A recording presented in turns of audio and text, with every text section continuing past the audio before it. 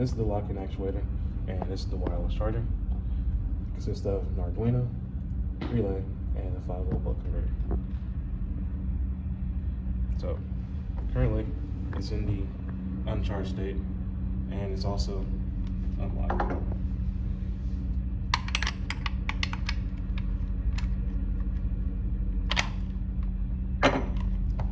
If the cart approaches the thing,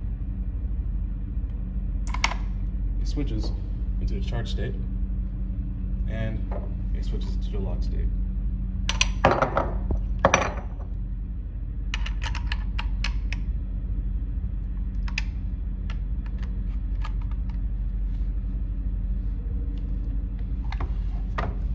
Now, if the cart departs from the thing, it switches into the uncharged state,